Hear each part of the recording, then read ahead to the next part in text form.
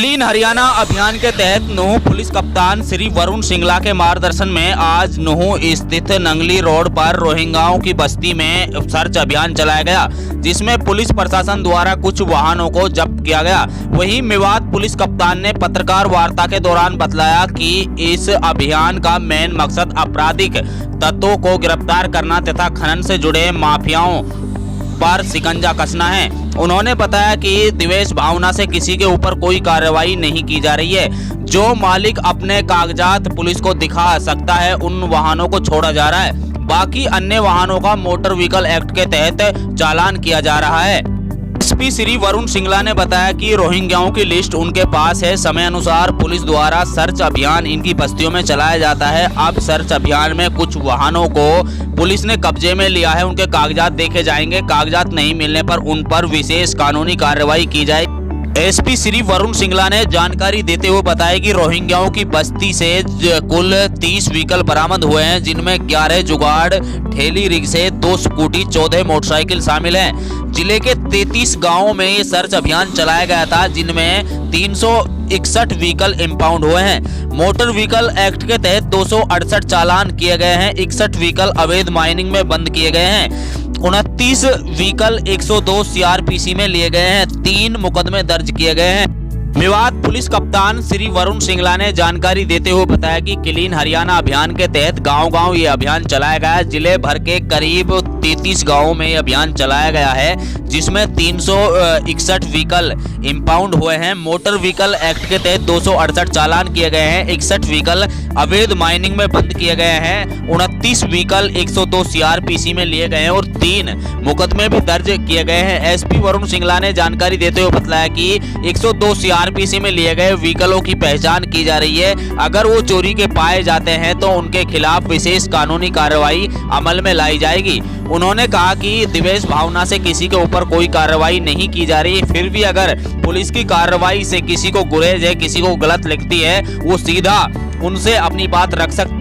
Police द्वारा जो भी वाहन कब्जा पुलिस में लिए गए हैं उनके खिलाफ विशेष कानूनी कार्रवाई करने के साथ साथ जिन वाहनों के कागजात मालिक पुलिस के पास लेकर आ रहे हैं, ऐसे वाहनों को छोड़ा भी जा रहा है। उन्होंने बताया कि खनन माफियों को किसी सूरत में जिले में पनपने नहीं दिया जाएगा। वही खनन माफियों से जुड़े लोगों के भी खिलाफ विशेष कानूनी कार्रवाई अमल में लाई जा रही है।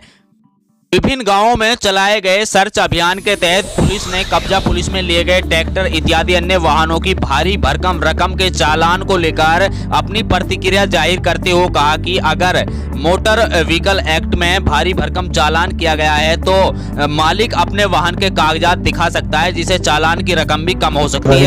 ठिकानों पे उनकी जांच की गई है, सर्च अभियान चलाया गया है, क्या कुछ मिला है वहाँ पर? देखिए, इस अभियान का मकसद क्या है? ये सर्च अभियान समय समय पर चलते रहते हैं। इसमें इसका सिर्फ हमारा उद्देश्य ये रहता है कि कोई भी ऐसा व्यक्ति जो देश विरोधी एक्टिविटीज़ में लगा हुआ हो वो रोहिंग्या के रूप में आकर और यहाँ छिपने का प्रयास ना करे। तो इसीलिए हमारे पास जितने भी रोहिंग्याज हैं उनका एक डेटा हमारे पास रेडी है। तो हम उस डेटा से चेक करने के लिए कि वही व्यक्ति हैं या कोई अन्य व्यक्ति आके यहाँ पर उनकी आड़ में छिप रहा है, वो चेक करने के लिए हमने किया था। उसके साथ साथ अगर कोई भी वाहन हमें संदिग्ध वाहन वहाँ दिखाए तो हमने उसको जांच पड़ताल के लिए लिया है। हमारी तरफ से सारा ऑनलाइन सिस्टम है। अगर मोटर व्हीकल का भी कोई चालान हो रहा है तो उसमें जो डॉक्यूमेंट्स की कमी है या जो कमियां हैं उसके तहत वो चालान किए जा रहे हैं। अगर जो डॉक्यूमेंट्स संबंधित के पास अवेलेबल हैं वो डॉक्यूमेंट्स को दिखाएंगे तो वो चालान की अमाउंट इतनी कम हो जाएगी।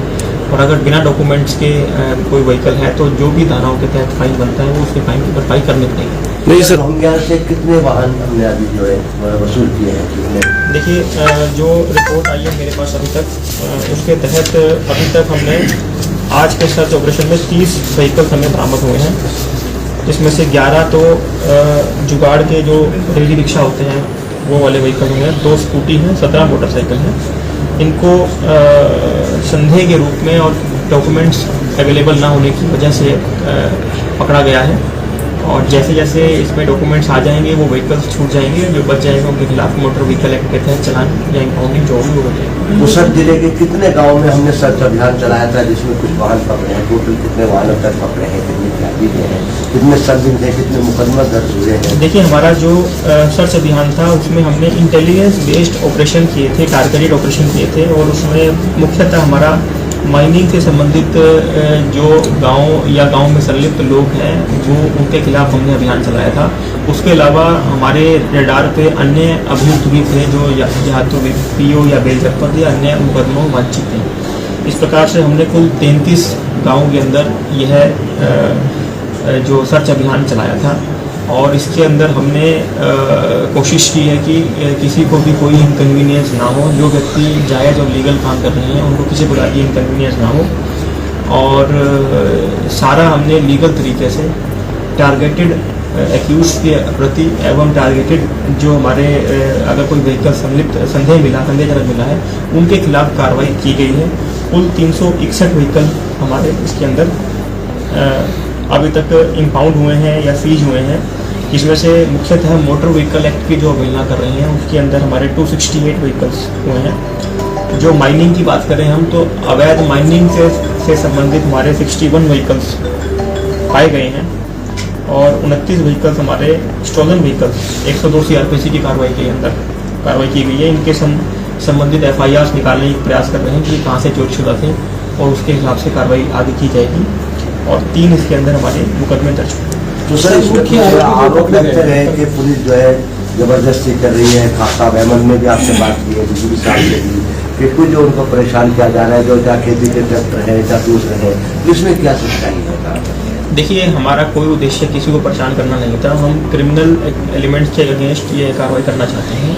अगर किसी व्यक्ति विशेष को लगता है कि उसके साथ कोई भी उसका गलत व्हीकल सीज हो गया है, तो वो अपने रेलिवेंट फैक्ट्स जो है या तो हमारे सामने या माननीय न्यायालय के सामने जैसा भी मैटर है उसमें वो पेश कर सकता है। उसको निश्चित तौर पर उसको जो निजात मिलनी चाहिए वो मिलेगी।